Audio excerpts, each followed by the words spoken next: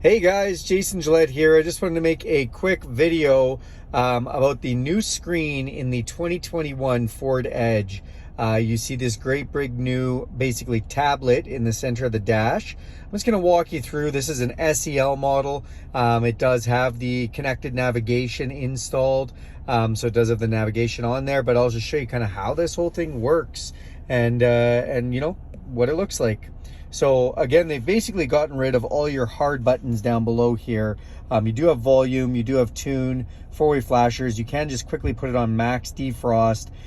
You can press this camera button, and when you do, it does bring up the backup camera, which is in the top portion, which is where your eyes look, which is great. Or when you put it in reverse, it'll come up, but you can put that on just without even backing up. And then you do have a play pause button, or you can change the tracks at the radio station. So all that is what you get for hard buttons. Now up on the screen, so let's start with this. This is a picture of a Mustang Mach-E, kind of their new template. So if we press that, it brings us up to some menus. We've got sound options, radio options, phone options, vehicle. If I press this one, you'll see we can turn the rear occupant alert on or off. That one's kind of cool. And beside all of these, they do have a little eye. So if you press the little eye, it'll give you a description of what this thing does, which is nice.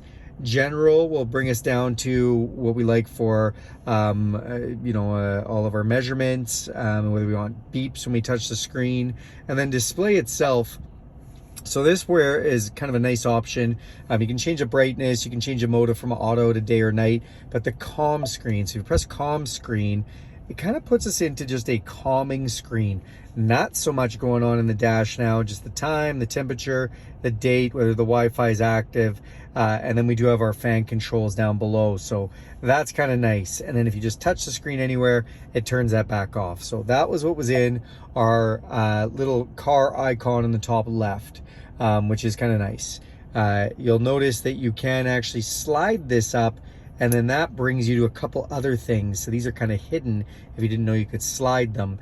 Clock, connectivity with your Wi-Fi, using the vehicle as a hotspot if you have subscribed to having the vehicle with a data package, system updates, some mobile apps that you can use via Ford, and 911 assist. Then you got voice control and a valet mode. Valet mode is when you give somebody else your keys. Mobile apps, I did want to put it on here. You can go up and take a look in the app catalog.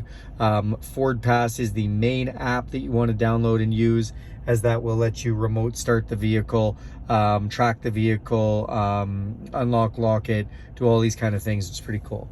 All right, let's get out of there. Now, these 6 dots at the top, this is a menu button, similar to a smartphone menu button. We press this, it gives us options for radio, phone, navigation, Bluetooth, Android Auto, Apple CarPlay, 2 of my favorite features. Our owner's manual, that's nice, digital owner's manual. And notes. Notes is kind of cool. This is a new feature. So on notes, I can actually go through and we can look and see save notes. If I press this little arrow button here, I can choose what I want to do, press the plus button, and as you've seen, I've got tic-tac-toe. We're bored, we can play tic-tac-toe. So we can go X, then it's O's turn, then it's X's turn, O's turn. Anyways, kind of cool. You can also write yourself a little grocery note, whatever you want to do, but you got a little notepad in your car that you can save. Kind of neat stuff. So if we press this icon here, it'll kind of make it a little bigger. Press this again, and then our widgets kind of come back at us again. So let's press this. Again, we can go back to this. In here, we can pull up the navigation. So the navigation is on this screen. You can see the widgets down below here, so you can just quickly pull up notes, phone, AM, FM, satellite radio, Bluetooth audio. If we had our Apple CarPlay, that would show up there too.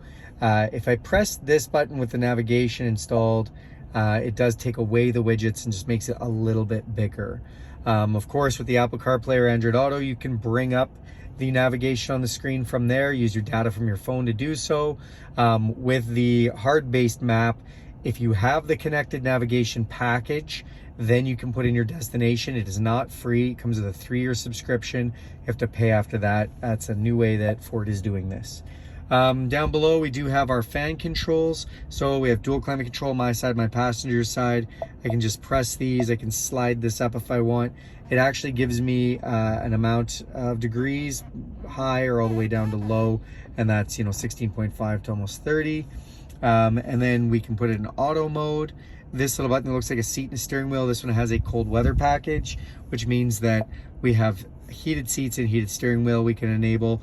And then the heated seats, we can actually slide up or slide down to different levels of heat. Steering wheel, we just press. And the same on the passenger side, although they just get the seat, not the steering wheel control.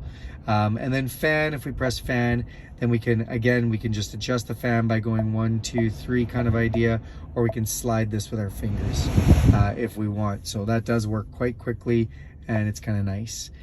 This is for your mirrors and rear defrost. But basically that's kind of everything that's in the new screen. It is nice, it does work well. It's nice to have this big screen right here and brings us kind of into the future. All right, I hope you guys enjoyed that. Well, the last thing I should mention is this does have the new Sync 4. So with the Apple CarPlay and Android Auto, it does allow you just to sync without connecting.